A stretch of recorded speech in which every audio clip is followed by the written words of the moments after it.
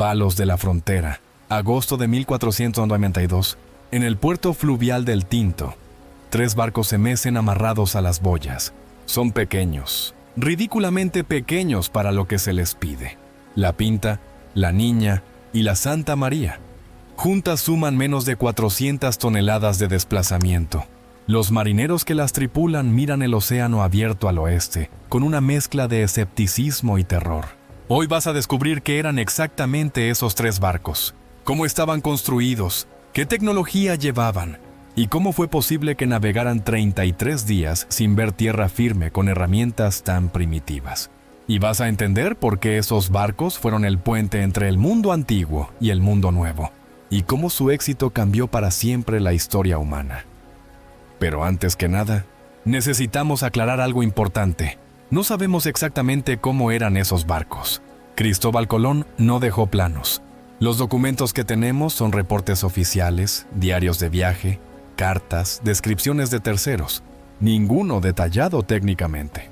Así que lo que sabemos es compilación de fuentes fragmentarias, descripciones de historiadores posteriores y reconstrucciones basadas en conocimiento de tecnología naval de la época. Es como hacer arqueología de documentos. Reconstruimos un esqueleto, pero nunca veremos el barco completo como era. Lo primero que necesitas entender es que, en 1492, la tecnología naval española estaba en punto de transición.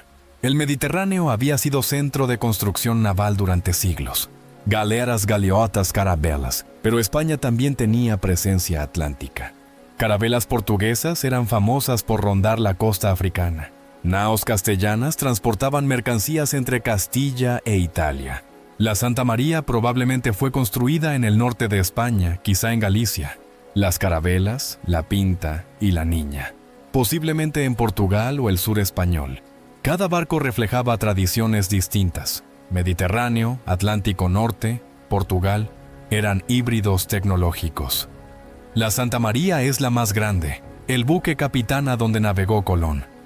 Desplazaba aproximadamente 100 toneladas. Parece poco hasta que lo comparas con barcas de pesca. Una barca típica de la época pesaba 25 toneladas. La Santa María era barco de verdad, no bote. Tenía 3 mástiles, el mayor en el centro, el trinquete adelante, el mesana atrás. Cada mástil llevaba varias velas cuadradas. El palo mayor y trinquete llevaban velas cuadradas principales, más pequeñas por debajo. El mesana llevaba vela latina, la vela triangular que permitía navegar más cercano al viento. Esa combinación de velas cuadradas y latinas era innovación importante. Permitía que el barco navegara en varias direcciones, no solo con vientos en popa. La eslora de la Santa María era aproximadamente 25 metros, ancho, o manga de alrededor de 8 metros. Calado, la profundidad sumergida, 3 o 4 metros. No son números enormes, pero suficientes para un barco oceánico. La proa era pronunciada, elevada hacia arriba. La popa también era alta, con castillo de popa donde se posicionaban el timonel y los oficiales. Había castillo de proa también, más bajo, donde se alojaban marineros. En el medio, la zona de carga, bodega donde iba la mayoría de provisiones. El barco era básicamente una caja de madera flotante, maximizada para capacidad de carga, no para velocidad. Las carabelas eran diferentes, más pequeñas. La Niña desplazaba quizás 50 toneladas, la Pinta 60. Eslora similar o ligeramente menor, pero diseño diferente. Las carabelas tenían líneas más finas, más afiladas en la proa, castillos más bajos. Eran más marineras, mejor para navegar en condiciones difíciles. La Niña en particular es interesante porque probablemente tenía velas latinas originalmente, no cuadradas. Las velas latinas triangulares permiten navegar muy cercano al viento, hasta 30 grados.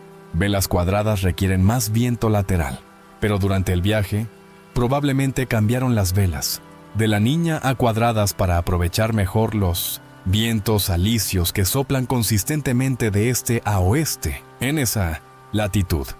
Hablemos de la construcción porque es donde la tecnología medieval se manifiesta completamente. Los barcos estaban construidos íntegramente de madera.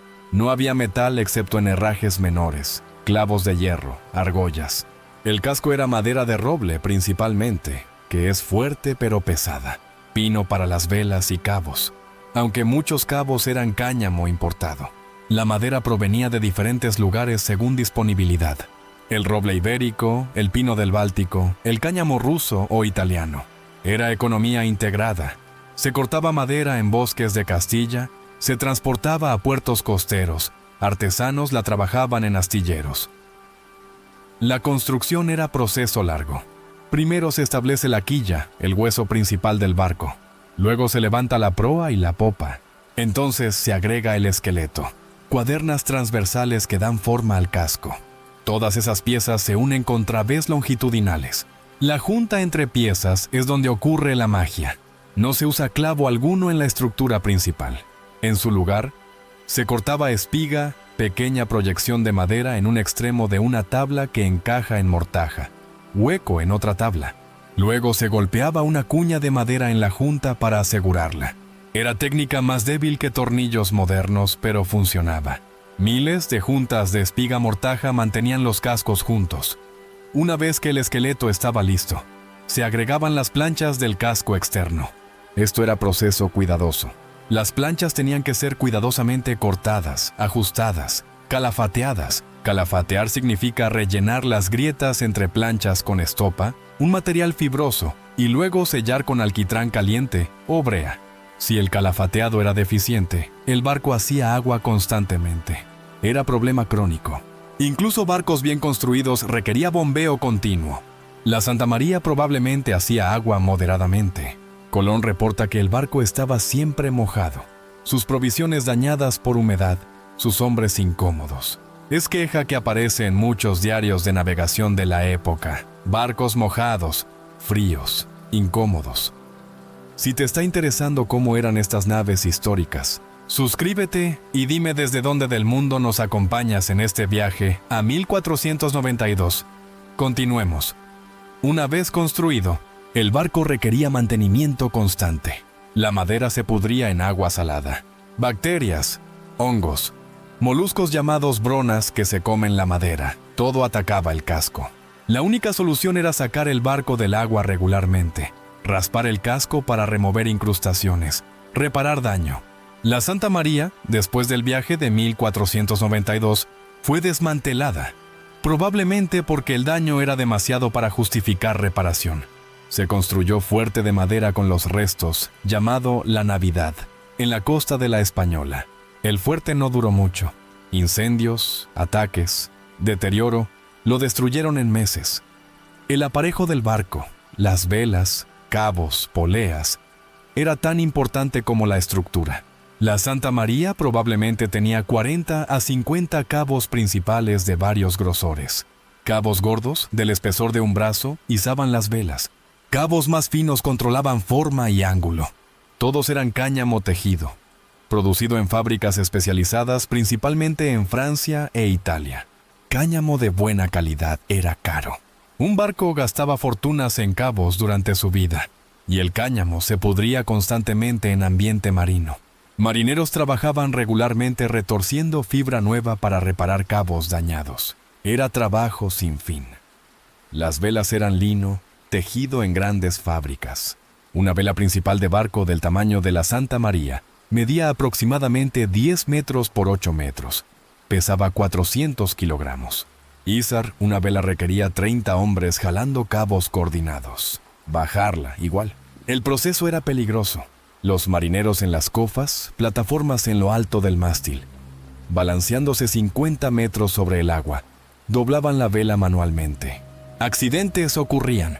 Hombres caían. El autor Bartolomé de las Casas acompañó viajes de Colón y reporta marineros muriendo por caídas durante tormentas. Es parte del costo invisible de la era de la vela. Accidentes que nadie registra en historias oficiales, pero que eliminaban marineros regularmente. Hablemos de navegación porque es donde la tecnología está más avanzada para la época. La Santa María llevaba brújula magnética.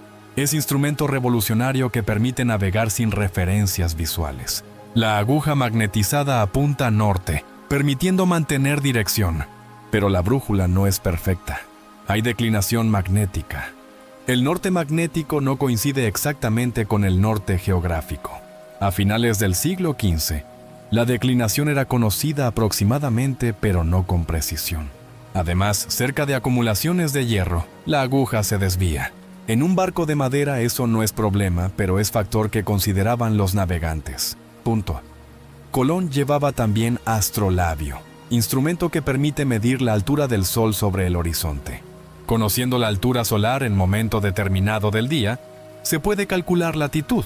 La técnica es antigua, usada por astrónomos árabes durante siglos, pero en mar abierto desde barco movimiento es difícil. El horizonte se ve borroso. La altura del agua oscila. Mediciones son aproximadas. Colón probablemente obtenía latitudes con error de hasta medio grado, lo que significaba error de 50 kilómetros. No es terrible, pero tampoco es preciso. Colón llevaba también tablas de declinación solar, que indicaban la declinación solar en diferentes días del año. Navegantes las usaban para calcular latitud comparando la declinación observada con la tabulada. No había cronómetro, así que no podía calcular longitud, solo latitud. La longitud requería saber la hora exacta, que no era posible en 1492. Los cronómetros no se inventaron hasta el siglo XVIII, así que navegantes de Colón podían saber aproximadamente qué tan al norte o sur estaban, pero no qué tan al este u oeste. Eso hacía navegación por estimación de distancia recorrida basada en velocidad y tiempo, el método principal para calcular longitud. Era impreciso. La velocidad del barco se medía con corredera. Era palo con cuerda y nudos. Se lanzaba al agua. Se contaba cuántos nudos pasaban por la mano en tiempo fijo. Eso daba velocidad en nudos, término que sobrevive en navegación moderna. La Santa María probablemente navegaba a 3 a 4 nudos en promedio, 5 o 6 en condiciones óptimas, menos de 1 en calma. Multiplicando velocidad por horas navegadas, los pilotos estimaban distancia recorrida. Luego se comparaba con estimación de la distancia hasta tierra basada en mapas. Pero los mapas de 1492 eran terriblemente imprecisos. Colón llevaba mapas, probablemente portolanos, mapas costeros detallados pero limitados. También mapas mundiales que mostraban Europa, África, Asia, basados principalmente en descripciones de Marco Polo, viajeros árabes y especulación. Colón mismo estudió geografía árabe, leyó los escritos de Al-Idrisi y otros. También leyó a Ptolomeo, geógrafo griego antiguo, cuyas obras fueron redescubiertas en la Edad Media. Ptolomeo estimaba la circunferencia de la Tierra en 30.000 kilómetros. Es aproximadamente correcto. La circunferencia real es 40.000 kilómetros. Pero Colón creía que Ptolomeo se equivocaba, que la Tierra era más pequeña. Creía que el viaje a Asia vía océano sería de 3 o 4.000 kilómetros. La realidad es que el Atlántico tiene 5.000 kilómetros de ancho. Colón fue afortunado. Descubrió América en la distancia donde debería haber solo agua. Los mapas que Colón llevaba mostraban teoría de Ptolomeo, pero también especulación. Algunas versiones incluían islas míticas, la isla de Antilia, las Islas Afortunadas, Key Brasil. Probablemente Colón esperaba encontrar esas islas, verlas en mapa que confirmaban su navegación. Cuando llegó a las Bahamas, insistió que estaban cerca de Asia. Identificó las islas con las descripciones de viajeros de Marco Polo sobre las Indias Orientales. Probablemente vio en los mapas que llevaba confirmación de sus expectativas. En realidad, estaban separando por miles de kilómetros de Asia. La brújula, el astrolabio, los mapas, constituían lo que entonces se consideraba tecnología de punta, pero todos tenían limitaciones severas. La brújula apunta norte, pero no dice latitud o longitud. El astrolabio mide altura solar, pero requiere cielo despejado. Los mapas muestran solo lo que se conocía. Juntos, permitían que navegante experimentado navegara aproximadamente en dirección correcta, pero con márgenes de error enormes. Aún así, funcionaba.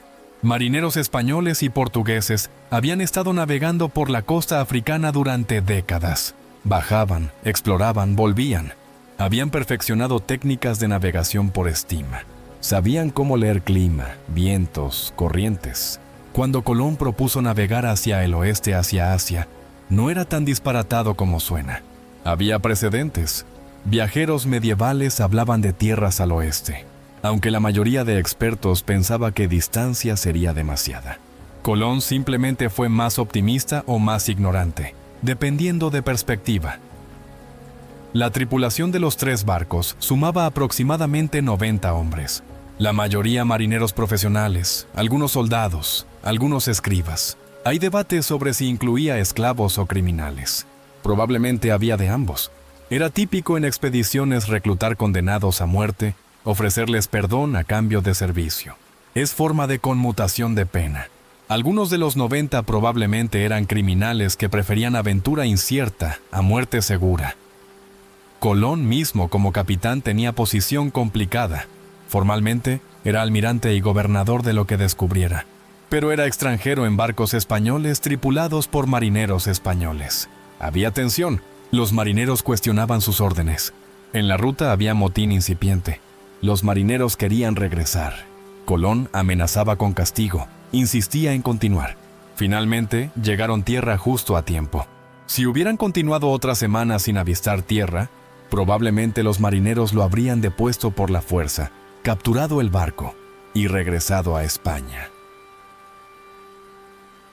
La vida a bordo de la Santa María durante 33 días fue desagradable. Los hombres dormían donde podían, sobre bobinas de cabo, en cubiertas expuestas, en cualquier espacio. No había hamacas, tecnología que los españoles descubrieron en América. Dormían en ropas mojadas constantemente porque el barco goteaba. Comían bizcocho, pan duro horneado especialmente para conservarse, infestado de gusanos desde el primer día. Comían también tocino salado, quesos duros, garbanzos cocidos. Bebían vino aguado, nunca agua limpia porque se pudría rápido. La comida era monótona, poco nutritiva. Muchos hombres se enfermaron durante el viaje. El baño era inexistente. Los hombres evacuaban sobre barriles que se vaciaban al mar desde la borda. No había intimidad. Era vida comunitaria forzada en espacio diminuto. Conflictos estallaban. Peleas, insultos, rivalidades. Colón, como capitán, mantenía disciplina mediante autoridad absoluta. Su palabra era ley. Castigaba infracciones con azotes. La sodería también ocurría probablemente, aunque los registros oficiales no lo mencionan. En barcos de la época, donde había tripulaciones exclusivamente masculinas confinadas meses, pasaba. Era crimen grave si descubierto, pero difícil de detectar en ambiente caótico. Si te interesa la vida real en estos barcos, te digo que era miserable. Los románticos posteriores idealizaron el viaje de Colón como aventura gloriosa. La realidad era sufrimiento constante, hambre, sed, enfermedad, miedo, aburrimiento, calor, frío, mojedad. Los hombres que lo hicieron eran valientes, sí, pero también desesperados. Algunos buscaban fortuna, otros huían de problemas, algunos simplemente necesitaban empleo. La motivación variaba, pero el sacrificio era común a todos. El viaje es fascinante desde perspectiva de navegación. Zarparon de Palos el 3 de agosto de 1492. Parada en Canarias para reparaciones y aprovisionamiento. Zarpa otra vez el 6 de septiembre. Navegan hacia el suroeste recto. Colón ordena mantener rumbo. Los vientos alisios los empujan consistentemente. La Santa María, la Pinta, la Niña navegan juntas, pero la Pinta se adelanta frecuentemente. La Pinta era más rápida. A veces se separaban de vista, pero se reencontraban. Típicamente el Pinta regresaba a reportar lo que había visto. Durante las primeras 2 semanas, todo fue relativamente suave. Vientos favorables, mar moderado, clima cálido. Pero luego el viaje se vuelve más lento. El mar se llena de sargazo, alga marina flotante. Los marineros interpretan esto como confirmación de tierra cercana. El sargazo viene de tierra. En realidad es alga que crece en aguas abiertas. Pero los marineros ven lo que quieren ver. La moral sube un poco, pero luego baja. Día tras día, solo agua. Semana tras semana. Los marineros tienen miedo. ¿Qué pasa si Colón está equivocado? ¿Qué pasa si no hay tierra? ¿Qué pasa si se pierden navíos? El 1 de octubre, motín incipiente. Los marineros demandan regresar. Colón amenaza. Un relato dice que Colón promete que si no ven tierra en 3 días, regresa. No se sabe si es cierto. Probablemente no. Pero Colón hace algo. Convence a los marineros de continuar. Quizá mediante promesas de riquezas si tienen éxito. Quizá mediante amenazas. Quizá simplemente porque están demasiado lejos de casa para regresar sin suministros. Continúan. El 12 de octubre, tierra, o más precisamente isla, probablemente Guanahani en las Bahamas. Colón la reclama para España, la llama San Salvador. Desembarcan. Toman posesión del territorio con ceremonias españolas, banderas, crucifijo plantado en tierra, acta notariada de toma de posesión. Es proceso de colonización legal según derecho español de época. Los nativos, los taíno, los observan confundidos. Probablemente no entienden qué está ocurriendo. Van a aprender rápidamente. El continente entero va a cambiar, porque 3 barcos cruzaron el océano. Pero enfoquémonos en los barcos. Durante el viaje del descubrimiento, los 3 barcos tuvieron experiencias diferentes. La Niña fue la más lenta inicialmente, pero agrandó sus velas con cuadrados en el camino, mejorando velocidad. La Pinta fue siempre rápida, probablemente el mejor navegante de los 3. La Santa María fue navío insignia, pero probablemente el más lento. Después del descubrimiento, la Santa María se encalló en un arrecife en la Española, el 25 de diciembre. Colón ordenó desmantelarla, usó madera para construir fuerte. La Pinta y la Niña regresaron a España. Sobrevivieron porque eran más ligeras, más marineras. Los barcos que regresaron fueron aclamados como héroes. La Pinta y la Niña se convirtieron en símbolos del descubrimiento. Pero aquí ocurre algo interesante. Los barcos que regresaron probablemente no eran exactamente los mismos que partieron. Los historiadores navales debaten esto. Hubo trabajos de reparación durante el viaje. Velas se reemplazaron, cabos se repararon, quizá un mástil se cambió. Después de 33 días en el mar, los barcos estaban dañados. ¿Cuántas piezas originales quedaban? No se sabe. Después del primer viaje, Colón hizo 3 viajes más, los segundos, tercero y cuarto. Para el segundo viaje en 1493, la flota era mucho más grande, 17 barcos. La escala cambió completamente. Ya no era viaje de exploración, sino de conquista y colonización. Se llevaban soldados, colonos, animales, provisiones para establecer asentamiento permanente. Los barcos eran más grandes, mejor equipados, pero también fue viaje mortal. Enfermedades, tormentas, conflictos con nativos. De 1.500 colonos que partieron, muchos murieron en el primer año. Los barcos posteriores de Colón son menos conocidos que los del primer viaje, pero existieron y experimentaron peripecias diferentes. El tercer viaje en 1498 casi fue desastre. Huracán grave. Colón enfermó severamente, quedó ciego temporalmente de oftalmia. Volvió a España bajo arresto acusado de crueldad con colonos. El cuarto viaje en 1502 fue casi suicida, naufragio tras naufragio, perseguido por huracanes constantemente. Colón fue abandonado en Jamaica con hombres hambrientos, pidiendo rescate que tardó un año en llegar. Envejeció rápidamente durante esos viajes. Se convirtió en hombre amargado, resentido, convencido de que había sido traicionado. Pero el barco que importa es el primero, la Santa María. Ese barco representa el momento de transición. Fue el último barco medieval que exploraba el mundo desconocido. Los barcos posteriores serían más grandes, mejor armados, más especializados. La Santa María fue híbrido. Tecnología medieval, tripulación medieval, pero con ambición que pertenecía al futuro. Fue barco accidental de una revolución que ni Colón ni sus marineros completamente comprendían.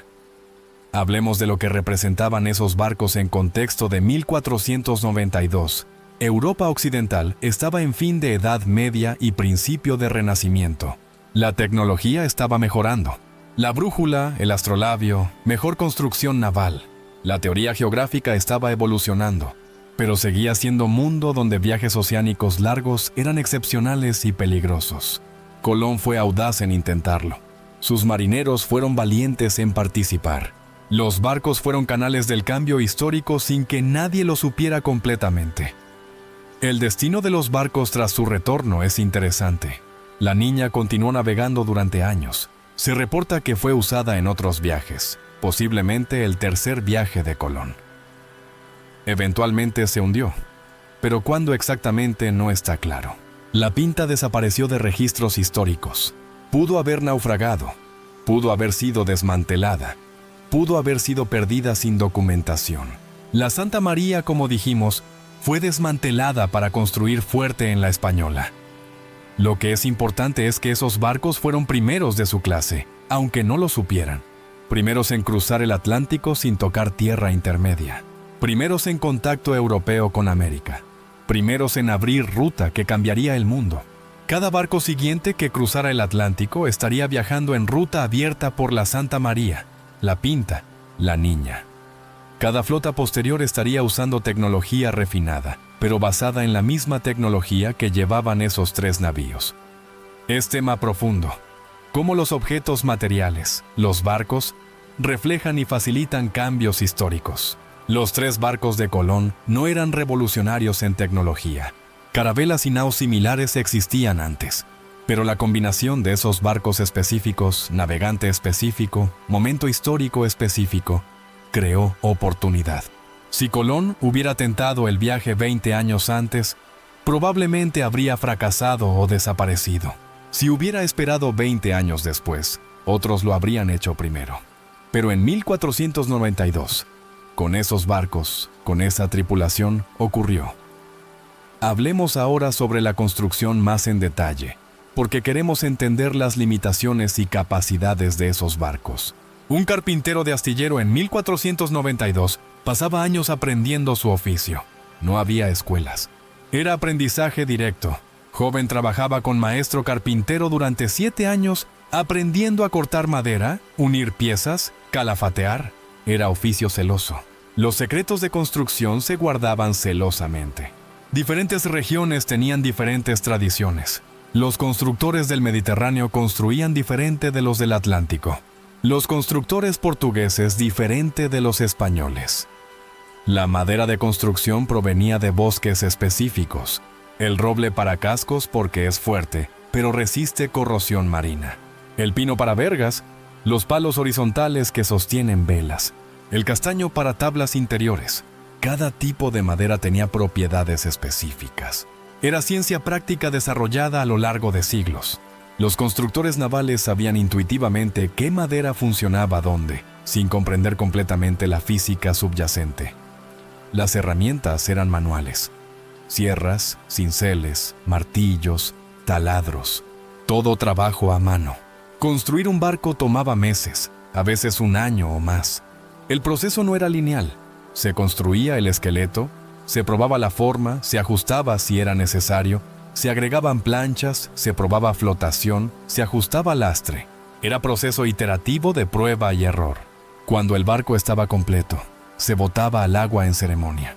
Si flotaba sin hundirse, era éxito. Pero lanzar al agua era solo el principio. El barco requería pruebas de vela. ¿Respondía bien al timón?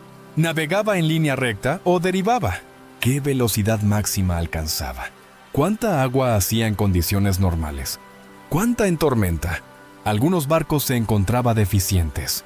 Podían ser modificados. Se le agregaban más planchas de espesor, se reforzaban juntas, se mejoraban aparejos. Otros barcos eran simplemente malos navegantes y se vendían baratos a mercaderes que no podían permitirse barcos mejores. La Santa María era de segundo rango. No era barco de primera calidad. Los registros indican que fue comprada, no construida especialmente. Colón habría preferido barco mejor, pero trabajaba con presupuesto limitado. La expedición fue financiada principalmente por la corona española, pero con presupuesto apretado. Colón mismo invirtió dinero, así que compró 3 barcos usados, probablemente con problemas menores, con el dinero disponible. Eso explica algunos de los problemas durante el viaje. El barco hacía agua constantemente, las velas se rasgaban, los cabos se rompían. Nada de eso era sorpresa. Barcos de la época eran relativamente frágiles. Hacían agua, perdían velas, tenían problemas. Era normal mantener bombas funcionando constantemente. Era normal tener cuadrillas de marineros reparando velas y cabos. La diferencia con la Santa María es que probablemente tenía más problemas que promedio, porque no era barco de primer nivel. A pesar de los problemas, la Santa María fue capaz de cumplir su misión. Cruzó el Atlántico, llevó exploradores a Tierra Nueva, regresó con información revolucionaria. Fue suficientemente marinero para eso. Probablemente no habría sido suficientemente marinero para viajes repetidos. El encallamiento en la Española que la destruyó, probablemente, era accidente que ocurriría eventualmente. El barco estaba envejeciendo, desgastándose. Mejor morir gloriosamente como naves insignia que pudrirse lentamente en puerto. Los 3 barcos juntos, la Santa María, la Pinta, la Niña, totalizaban menos de 300 toneladas de desplazamiento combinado. Para contexto, un carguero moderno desplaza 30.000 toneladas. Los 3 barcos de Colón juntos tenían 1% del tamaño. Y aún así, cruzaron océano de 5.000 kilómetros. Es logro extraordinario de ingeniería marítima medieval y valor humano. Después del viaje de Colón, otros siguieron. En 1500 Portugal envió Álvarez Cabral a Brasil. En 1502, Américo Vespuccio exploraba la costa suramericana. En 1513, Vasco Núñez de Balboa cruzaba Panamá. En 1519, Magallanes comenzaba su travesía. Los barcos mejoraban. Más galeones construidos especialmente. Carabelas más grandes. Naos con castillos más altos. Pero tecnología fundamental era similar. Velas cuadradas, brújula, astrolabio, navegación por estima. Todo eso venía de la era de Colón. Los barcos de Colón fueron el puente. No fueron los últimos de la Edad Media. Fueron los primeros de la era moderna de exploración. Algo cambió cuando esos 3 barcos cruzaron el Atlántico. No solo política, no solo economía, algo en la psicología humana. De repente, viajes oceánicos largos no eran imposibles. Europa vio que el mundo era más grande, más misterioso, más lleno de oportunidades de lo que se imaginaban. Eso alteró mentalidad occidental para siempre. Las colonias que resultaron del viaje de Colón exigieron más barcos, para transportar colonos, soldados, suministros, para exploración de costas nuevas, para transporte de riquezas de vuelta a Europa. El comercio transatlántico requería flotas masivas. Esto impulsó construcción naval. Los astilleros españoles trabajaban a máxima capacidad. Se construían docenas de barcos al año. La tecnología se refinaba con cada barco. Lo que aprendían los constructores de un barco, lo aplicaban al siguiente. Fue proceso de mejora continua. Eventualmente la carabela evolucionó hacia el galeón. El galeón es barco más grande, más redondo, mejor armado, diseñado específicamente para viajes oceánicos largos, con castillos más altos para defensa contra corsarios, con bodegas más grandes para carga. Con aparejos mejorados, los primeros galeones se construyeron a mediados del siglo XVI. Para finales del siglo, toda flota española usaba galeones. Eran barcos superiores a carabelas, más seguros, más capaces, más rentables. Pero los galeones no existían sin los barcos de Colón. La tecnología de Colón fue semilla. Cada mejora subsecuente fue refinamiento de lo que Colón demostró que era posible. Los carpinteros que construían galeones estudiaban carabelas. Los pilotos que navegaban galeones aprendían técnicas de navegación que venían de los pilares de Colón. La Santa María, la Pinta, la Niña, no fueron puntos finales de desarrollo. Fueron puntos de partida. Hay aspecto cultural también. Los marineros de Colón regresaron contando historias. Historias de tormenta que casi los hunde. Historias de motín evitado por poco. Historias de tierra nueva con gente nunca vista. Esas historias se propagaron, se exageraban, se romantizaban. Marineros que participaron en viaje se convirtieron en celebridades menores. Podían contar sus experiencias en tabernas, ganar dinero con sus historias. Generaciones posteriores crecieron oyendo relatos del viaje de Colón. Para mediados del siglo XVI, el viaje era mito establecido. Colón era héroe. Sus barcos eran leyenda. La verdad histórica es más complicada. Colón fue navegante competente, pero no excepcional. Sus barcos fueron mediocres para estándares de construcción naval de la época. El viaje fue parcialmente suerte. Los vientos alisios fueron favorables. La ruta fue más corta de lo que muchos esperaban. El descubrimiento de América fue accidental, no planeado. Colón buscaba ruta a Asia. Encontró hemisferio nuevo. Los marineros que viajaron con él fueron valientes, pero también desesperados. Algunos probablemente preferían morir en el océano que regresar a pobreza europea. Pero la mitificación es importante históricamente. Los mitos impulsan acción. Porque gente creyó que viaje de Colón era posible, otros intentaron viajes similares. Porque el viaje de Colón fue dramatizado como éxito extraordinario. La corona española invertía en más expediciones. Porque las historias de riqueza en América circulaban, colonos se ofrecían voluntarios. El mito de Colón y sus barcos fue catalizador de era de exploración completa. Hablemos del legado tecnológico específicamente. Los 3 barcos de Colón enseñaban lecciones importantes sobre construcción naval. Lecciones aprendidas del éxito, pero especialmente del fracaso. La Santa María se hundió, sí, pero bajo condiciones donde otros barcos también se hundirían. No fue falla catastrófica del diseño. Fue encallamiento que ocurriría a cualquier navegante desconocedor de arrecifes locales. Pero la Pinta y la Niña sobrevivieron y regresaron. Eso demostró que carabelas eran marineras suficientes para travesías oceánicas. Constructores posteriores aprendieron. Si carabelas podían cruzar océano, podían modificarse para mejorar, agregar castillos más altos para defensa, aumentar capacidad de carga, mejorar aparejos. Eso llevó eventualmente a galeones que eran carabelas mejoradas. La evolución fue directa. Colón a Magallanes, Magallanes a Drake, Drake a Nelson. Cada generación mejoraba, pero el genoma tecnológico podía trazarse hasta Colón. El impacto de los barcos de Colón en el mundo no fue inmediato. El primer viaje abrió ruta, pero no la colonización. Eso vino después. Pero el viaje fue punto de no retorno. Una vez que Europa supo que existía tierra al oeste, era cuestión de tiempo antes de que fuera conquistada, colonizada, explotada. Los barcos fueron herramientas del imperialismo europeo desde el inicio. Hay perspectiva indígena que no podemos ignorar. Para los taíno, los lucayos, los arahuacos de las Antillas, la llegada de Colón fue catástrofe. Los europeos traían enfermedades desconocidas que mataban en epidemias. Traían armas superiores. Traían mentalidad de conquista y explotación. En una generación, poblaciones indígenas de millones se redujeron a decenas de miles. La mayoría murió de enfermedades. Otros de esclavitud, sobretrabajo, abuso. La llegada de los barcos de Colón fue punto de partida de genocidio, aunque la palabra no existía entonces. Esa es la verdad incómoda del viaje de Colón. Fue hazaña extraordinaria de navegación. Fue hazaña del valor humano. Fue punto de inflexión histórico. Pero también fue catástrofe para millones. Los barcos de Colón traían tanto muerte como descubrimiento. Tanto explotación como exploración. Esa dualidad es parte de la historia que no se puede ignorar si queremos entender completamente el impacto. Los barcos en sí mismos eran inocentes, por supuesto. Eran objetos de madera. No tenían intención, pero fueron instrumentos. Fueron instrumentos de transformación del mundo.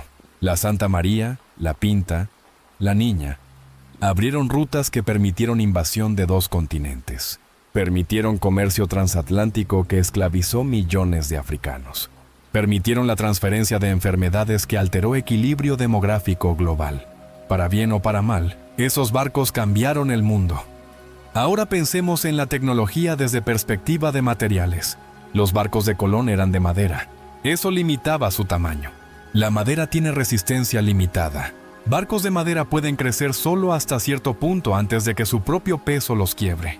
Los mayores navíos de madera del siglo XIX tenían eslora de 60 metros aproximadamente. Más allá de eso, el casco simplemente no aguanta. Fue limitación que permitió navegación de vela durante siglos. Solo con acero en siglo XIX se pudieron construir barcos mucho más grandes. Los barcos de Colón representan el pico de construcción naval de madera para travesías oceánicas. No fueron los mayores barcos de madera jamás construidos, pero fueron entre los primeros optimizados específicamente para cruzar océano abierto. El galeón que vino después fue refinamiento, pero su estructura fundamental era similar: madera, velas, brújula, navegación por estima. La tecnología cambió en detalles, pero el concepto era el mismo. No fue hasta el acero, el vapor y el motor diésel que cambió completamente. Hay ironía poética en eso. Los barcos más antiguos de navegación oceánica abierta y los más modernos compartían propósito: conectar continentes. Los barcos de Colón conectaban Europa y América por primera vez. Los petroleros modernos transportan combustible de Medio Oriente a todos lados. El propósito cambió, pero la función es la misma: movimiento masivo de carga a través de distancias enormes. Volvamos a los marineros específicamente porque son quienes sufrieron y tomaron riesgos. Los marineros que viajaron con Colón merecen recordarse por sus nombres, si fuera posible, pero la mayoría eran anónimos. Sabemos del maestre Juan de la Cosa, que más tarde fue explorador importante. Sabemos del contramaestre Cristóbal Quintero. Sabemos de algunos otros, pero 90 hombres en total y solo puñado tienen registros históricos. El resto desaparece. Eso es patrón común en historia. Los grandes líderes como Colón reciben atención. Sus tenientes reciben algo. Los marineros rasos que hacen posible todo desaparecen. Es injusticia histórica, pero es realidad de cómo documentamos el pasado. Los analfabetos no dejaban registros. Las voces de abajo rara vez se escuchan, pero podemos imaginar sus vidas. Marinero típico de 1492 era joven, probablemente entre 15 y 40 años. Había crecido en puerto, aprendió a navegar desde niño. Su vida era océano. Probablemente había navegado a Islandia, a la costa africana, a Italia, pero nunca tanto tiempo fuera de vista de tierra. 33 días eran récord. El miedo de naufragar era constante. La incertidumbre de si Colón sabía qué hacía era constante. Pero el marinero tenía poca opción. Estaba enganchado para el viaje. Si desertaba al regresar, había castigo. Si se amotinaba durante el viaje, había pena de muerte, así que el marinero continuaba. Comía bizcocho lleno de gusanos, bebía agua podrida, dormía mojado, trabajaba turnos de 4 horas, reparaba velas cuando se rasgaban, ayudaba a bombear agua del barco que goteaba.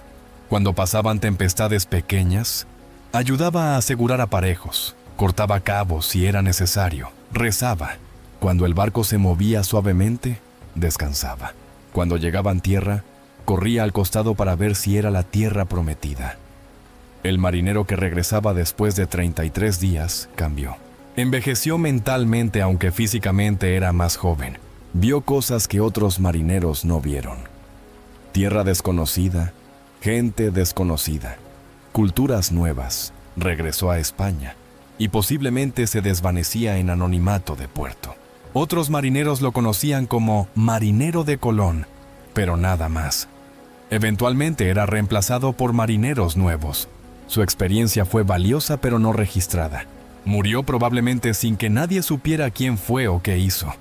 Pero el marinero individual importa menos que el patrón colectivo. La expedición de Colón demostró que marineros podían navegar océano abierto sin perder. Podían mantener disciplina durante travesía larga. Podían regresar vivos. Eso era demostración importante para futuras expediciones. Si Colón y sus marineros hubieran desaparecido, nadie habría intentado el viaje de nuevo. Pero regresaron, y eso abrió compuerta de exploración. Las historias que los marineros de Colón contaban también impactaban visión de océano. Océano no era simple muro de agua. Tenía vientos, corrientes, patrones. Podía ser navegado si entendías los patrones. Los marineros de Colón aprendieron patrones de vientos alisios. Aprendieron que Océano Atlántico tenía estructura. Eso fue revolucionario. En imaginación medieval, océano era caos. Marineros de Colón demostraron que era navegable. Ahora pensemos sobre cómo se veían esos barcos. Los artistas posteriores intentaron representarlos. Grabados del siglo XVI, XVII, XVIII muestran reconstrucciones de barcos de Colón. Pero son imaginaciones de artistas, no representaciones precisas, porque no sabemos exactamente cómo se veían. Sabemos tamaño aproximado, sabemos configuración general, sabemos materiales, pero detalles especiales de la Santa María, la Pinta, la Niña son desconocidos. Lo que sí sabemos es que había mucha decoración. Barcos medievales y renacentistas eran arte así como funcionalidad. La proa llevaba escultura, típicamente de santo o cabeza de animal. La popa tenía decoración. Las velas podían llevar emblemas. Bandera con coltillo de España, colores de Castilla. La Santa María probablemente llevaba cruz de Calatrava, orden militar española. Eso era publicidad. Mostraba que barco pertenecía a potencia cristiana organizada. Los barcos de Colón representaban poder español entonces emergente. España estaba unificada recientemente, después de Reconquista. Isabel y Fernando habían conquistado Granada, último reino musulmán. Ahora España quería proyectar poder globalmente. Los barcos, con sus símbolos españoles, eran proyección de ese poder. Cuando Colón plantaba bandera española en Tierra Nueva, afirmaba soberanía española. El barco era instrumento de afirmación de poder, pero el poder era frágil. Los barcos de Colón eran pequeños. La tripulación era pequeña. Si hubieran encontrado poblaciones costeras bien organizadas militarmente, habría sido desastre. Los taíno que encontraron no tenían armas de metal. Tenían arcos y flechas, lanzas de madera. Los españoles con espadas de acero ganaban combates individuales. Pero si hubieran enfrentado imperio militar real como incas o aztecas, resultado habría sido diferente. Fueron afortunados. Ese fue factor en era de exploración española. España fue afortunada en encontrar imperios como azteca e inca, que estaban debilitados por conflictos internos, susceptibles a enfermedades europeas, sin armaduras de acero o artillería. Si hubiesen encontrado enemigos mejor armados, la historia habría sido diferente. Pero con taíno, con caribes, con poblaciones de Mesoamérica, el desequilibrio de poder fue abrumador. Los barcos de Colón fueron símbolos también de transformación tecnológica. Representaban transición de Edad Media a Renacimiento. En Edad Media, barcos eran principalmente costeros, galeras de remos, carabelas pequeñas. En Renacimiento, barcos eran cada vez más oceánicos, con aparejo cuadrado, diseño especializado. Los barcos de Colón están en el punto de transición. No son completamente uno u otro. Son híbridos. Esa hibridez es razón parcial de su éxito. Si Colón hubiera esperado galeones más sofisticados posteriores, el viaje sería más seguro. Pero también habría llegado décadas después, posiblemente perdiendo oportunidad. Los barcos primitivos fueron suficientemente buenos para cruzar, suficientemente ágiles para navegación en aguas desconocidas, suficientemente resistentes para aguantar travesía. La perfección no era requisito. La suficiencia era suficiente. Hay lección moderna en eso. A menudo pensamos que necesitamos tecnología perfecta antes de intentar algo. En realidad, tecnología suficiente frecuentemente es suficiente. Colón no esperó mejores barcos. Con barcos imperfectos cambió el mundo. Los hermanos Wright no esperaron mejor tecnología antes de intentar volar. Con máquina primitiva lograron vuelo. La historia frecuentemente recompensa a los valientes que actúan con tecnología imperfecta sobre los prudentes que esperan perfección. Finalmente, pensemos sobre lo que los barcos de Colón enseñaron sobre límites y posibilidades. Demostraron que océano no era límite infranqueable. Demostraron que tierra podía esperar del otro lado. Demostraron que con preparación, conocimiento, coraje y suerte, lo imposible podía volverse posible. Eso alteró mentalidad europea para siempre. De repente, otros exploradores pensaron, si Colón pudo hacerlo, yo también puedo. Si existe continente aquí, puede existir continente en otro lado también. Límites del mapa del mundo se expandieron, los barcos de Colón fueron puertas. Abrieron puerta entre viejo mundo y nuevo. Permitieron flujo de gentes, bienes, enfermedades, ideas. Ese flujo transformó ambos mundos. No siempre para bien, pero fue transformación ineludible. Y fue causada por 3 barcos pequeños de madera, navegados por hombres valientes y a veces desesperados. Podríamos preguntar, ¿qué habrían hecho los barcos de Colón si hubieran navegado hacia el este en lugar de oeste? ¿Habrían llegado a Portugal, más allá de la costa africana conocida? Posiblemente. Los vientos estarían en contra, pero no imposibles. Entonces, habría conectado Europa con costa oriental de África, abierto ruta de circunnavegación africana. Portugal intentó eso, pero tomó décadas de viajes incrementales. Colón fue hacia oeste y encontró continente nuevo. Historia cambió. Es pensamiento contrafáctico inútil pero revelador. Los barcos de Colón no fueron únicos en tecnología, pero fueron únicos en dirección que viajaban, en momento histórico que viajaban, en líder que los comandaba. Esa combinación específica fue lo que importaba. Otros barcos, otra dirección, otro líder, habría resultado diferente. Pero Colón, sus barcos, hacia oeste, en 1492, cambió mundo. Los 3 barcos de Colón desaparecieron como objetos físicos. Ninguno sobrevivió. La Santa María fue desmantelada. La Pinta y la Niña se hundieron, o fueron desmanteladas en algún momento no registrado. No hay restos arqueológicos verificables. Son conocidas solo por documentos históricos. Pero su legado es tangible.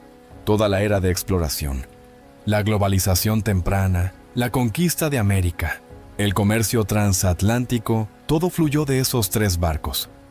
Los historiadores han intentado reconstruir esos barcos. Modelos a escala han sido construidos basados en especulaciones educadas. En 1992, para el 5º centenario, se construyeron réplicas de los 3 barcos. Los marineros modernos navegaron las réplicas a través del Atlántico. Reportaron que los barcos fueron incómodos, lentos, frecuentemente anegados. Confirmó que los marineros de Colón fueron increíblemente valientes. Fue difícil cruzar el Atlántico en esos barcos incluso para marineros modernos. Hace 500 años, sin expectativas, sin mapas confiables, fue milagro. El viaje de Colón en 1492 fue momento donde historia cambió dirección. No fue cambio gradual, fue quiebre. Antes de 1492, el mundo era 2 hemisferios separados que evolucionaban en aislamiento. Después de 1492, fueron conectados. Esa conexión no fue equilibrada. Europa conquistó y colonizó, pero fue conexión, y fue causada por 3 barcos pequeños de madera. Los barcos de Cristóbal Colón representan más que tecnología naval. Representan espíritu de aventura humano. Representan disposición a navegar hacia lo desconocido. Representan valor de marineros anónimos. Representan transformación mundial que resultó. Esos 3 barcos fueron semillas del mundo moderno que habitamos. Algunos dirían que fue para bien, otros dirían que fue para mal. La verdad es que fue ambos. La próxima vez te llevaré a una historia diferente pero relacionada, la del navío Vasa, barco de guerra sueco construido en el siglo XVII, que se hundió en su viaje inaugural en Estocolmo, ante miles de espectadores. Es historia de orgullo, incompetencia y recuperación arqueológica extraordinaria. El Vasa es único porque fue hundido hace 400 años y se recuperó intacto. Los historiadores pueden estudiarlo como si fuera construido ayer. Es ventana perfecta al pasado. Nos vemos en el próximo episodio de La Voz del Corsario.